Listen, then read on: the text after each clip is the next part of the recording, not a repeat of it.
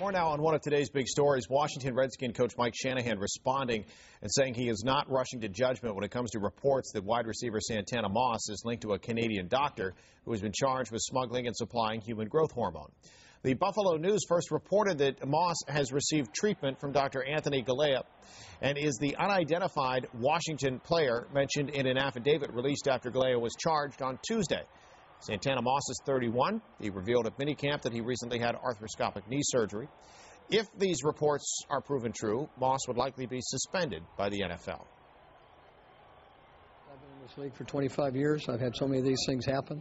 There's no substance to it, and I'm just going to have to, wait and see. Sometimes there is substance, but we'll wait and see what has happened. And if you do something wrong, you pay the price. I think we understand the rules of the NFL, and if someone doesn't abide by those rules, then they pay the price. Galea has also worked with some pretty big names in the world of sports, including Tiger Woods when he was dealing with a knee injury, and Alex Rodriguez when he was dealing with a hip problem. Now, so far, there has been no proof that Galea gave either HGH. Sports agent and president of DLE Sports Management Group, Doug Eldridge, joins us live this morning with more on the fallout. Morning, Doug. Good morning, Steve. Obviously, these are just allegations against Santana Moss at this point, but is there enough here that he should be worried at least? Well, as Coach Shanahan pointed out from the outset, we're going to let this investigation take its course. And I think it's also important to highlight the fact that this is purely speculation and third-party accusation. There's nothing definitive on Santana at this point. Talk about how this is detected, because the NFL doesn't specifically test for this substance, right? Right.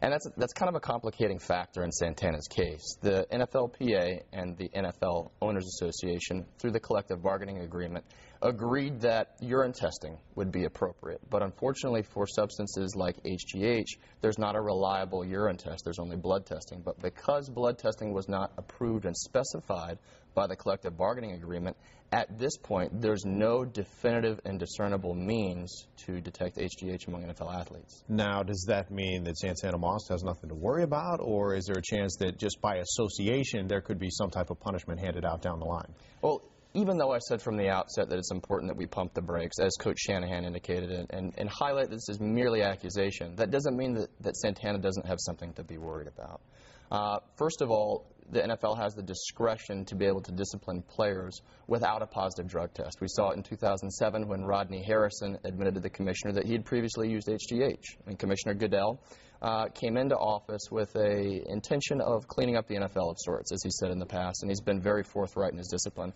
So in that regard, yeah, Santana doesn't necessarily have to fail a test in order to be disciplined. Now, the typical disciplinary measure by the NFL is 4 games without play.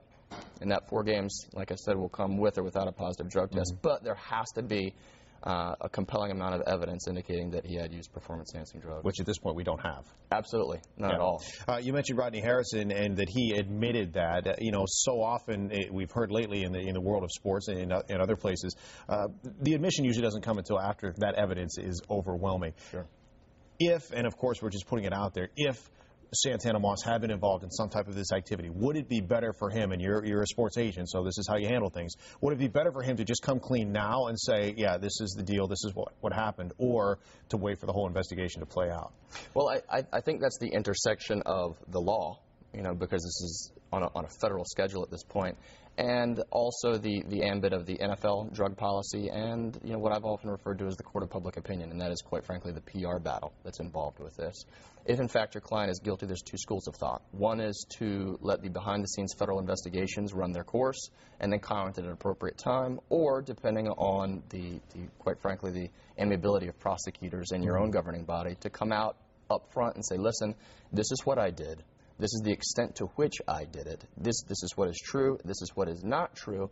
And then in that regard, you control the information. You are the hammer, and you can kind of direct the coverage, or at least the story, as we've talked about previously. Sometimes if you sit back and don't do anything, the story starts to write itself. Sure.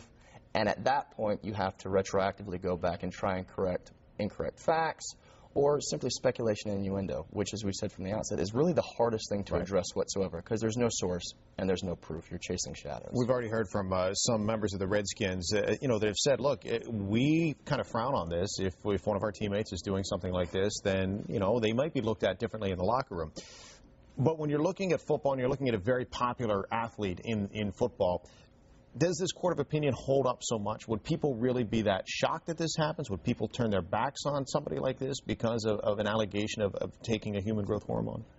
You know, it's really split. Not only, you know, the Redskins is a great example of that. You have half the team that says it's unacceptable regardless of whether it was deliberate, you know, accidental, etc. It doesn't matter. If you did it, it's wrong, and we don't condone it. And then there are others that say, look, we all make mistakes. We all have lapses of judgment. We're going to stand by you nonetheless. And I think that's indicative of the greater Washington fan base as well. You know, Redskins Nation is ravenous. You know what I mean? And they're so hungry for winners at this point. There's been such excitement with Coach Shanahan and a slew of new players coming into town that I think emotions and positivity right now is very high. So if Santana takes a proactive role and really gets in front of this like we discussed, I think he has the ability, as does the team, to kind of mitigate the PR fallout that could come as a result. And of course, any of this would not really be up to the fans. It would be up to Commissioner Goodell, who is kind of a hardliner. So absolutely, we'll see where that stands. And of course, as we've mentioned many times, all allegations at this point. Doug, thanks a lot. Appreciate hearing from you this morning. Nice to see you. We have